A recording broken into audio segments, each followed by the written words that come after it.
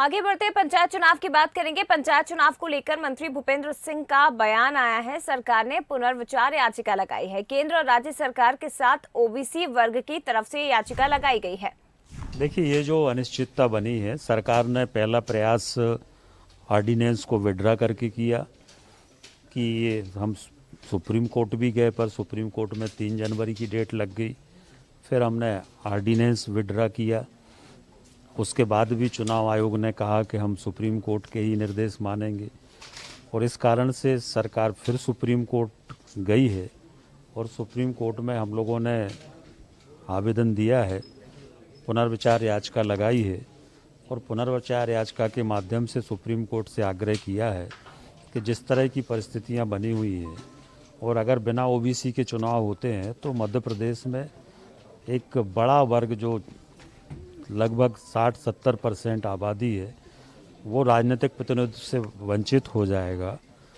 देश के बाकी राज्यों में सभी जगह ये मिल रहा, महाराष्ट्र को छोड़ के, और इसलिए जो लोकतंत्र की भावना है वो ये है कि जो पिछड़े हैं, गरीब हैं, हमारे अनुसूचित जाति जनजाति के लोग हैं, इनको आरक्षण मिले, जिससे कि ये बराबरी से आगे बढ़ सकें, राजनीति के क्षेत्र में भी आगे बढ़ सकें।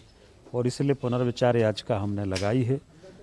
सरकार की तरफ से माननीय हरीश साल्वे जी ने याचिका प्रस्तुत की है, और केंद्र सरकार ने भी इसमें याचिका लगाई है कि ओबीसी के बिना चुनाव ना हो, चुनाव स्थगित करके ओबीसी का आरक्षण हो। उसमें केंद्र सरकार की ओर से वरिष्ठ अधिवक्ता तुषार मेहता जी ने याचिका लगाई है, और जो हमारा ओबीसी समाज है उनकी ओर से भी याचिका लगाई गई है। और उसमें के विश्वनाथन जो वरिष्ठ अधिवक्ता है, उन्होंने वो याचिका लगाई है। 3 याचिकाएं सुप्रीम कोर्ट में कल और आज में लगी हैं, और सुप्रीम कोर्ट से तत्काल ऑनलाइन ही लगाई हैं। तत्काल आग्रह किया है कि सुप्रीम कोर्ट इस पर सुनवाई करे, और संभावना है कि 1-2 दिन में सुप्रीम कोर्ट सुनवाई करेगा।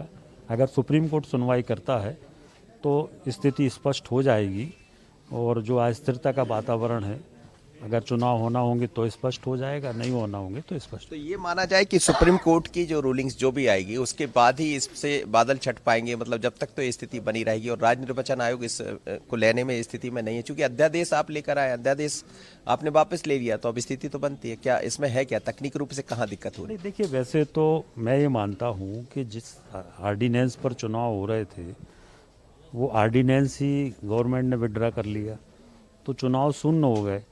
तो उस आधार पर राज्य निर्वाचन आयोग को चुनाव पर रोक लगा देना थी, पर राज्य निर्वाचन आयोग ने अपने विधिक जो भी सलाह ली, और उनका ये मानना है कि चूंकि सुप्रीम कोर्ट के निर्देश हैं और इसलिए हम बिना सुप्रीम कोर्ट में जाए बिना नहीं कर सकते, तो वो सुप्रीम कोर्ट में जो भी उनका आवेदन होगा या 3 तारीख को जो वो उसमें अपनी बात रखेंगे या पहले रखेंगे, या अगर अभी सुप्रीम कोर्ट सुनवाई करता तो उसमें वो अपनी बात रखेंगे। तो अभी आपने जो लगाई थी वो स्वीकार हो गई आज?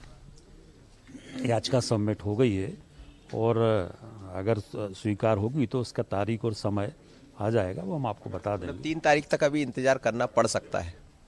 नहीं, मुझे नहीं लगता 3 तारीख तक इंतजार करना पड़ेगा। जो भी होगा उसके पहले निर्णय हो जाएगा। भूपेंद्र जी हैं, कह रहे हैं कि 3 तारीख तक भी अब उम्मीद नहीं करना चाहिए, उससे पहले ही कुछ तय हो जाएगा, क्योंकि सरकार की तरफ से पुनर्विचार याचिका लगाई गई है, एक राज्य सरकार की तरफ से, एक केंद्र सरकार की तरफ से, और एक ओबीसी की तरफ से। बड़ी बात यही है कि तीनों याचिकाओं में यही कहा गया कि चुनाव को अभी टाला जाए। अब होगा क्या, सुप्रीम कोर्ट पर नजर है, लेकिन राज्य निर्वाचन आयोग जब ही फैसला ले पाएगा, जो संभावना दिखाई दे रही है, जब सुप्रीम कोर्ट से कोई नई गाइडलाइन मिल जाए, क्योंकि राज्य निर्वाचन आयोग भी ये सोच रहा है कि आखिर किया क्या जाए, क्योंकि लाइन जो मिली थी वो सुप्रीम कोर्ट की तरफ से मिली थी कि संवैधानिक आधार पर चुनाव किया जाए, पर विड्रॉ भी हो गया अध्यादेश। अब उसके बाद भी राज्य निर्वाचन आयोग की नज़र है, लेकिन सरकार यही चाहती है कि किसी भी तरह इस पर जल्द सुनवाई हो जाए और निर्णय जो अस्थिरता बनी है वो दूर हो जाए। आशीष खरे के साथ मनोज सैनी, बंसल, भोपाल। तो मंत्री भूपेंद्र सिंह को आप इस वक्त सुन रहे थे। आपको बता दें कि पुनर्विचार याचिका लगाई गई है केंद्र राज्य सरकार के साथ ही ओबीसी वर्ग की तरफ से भी।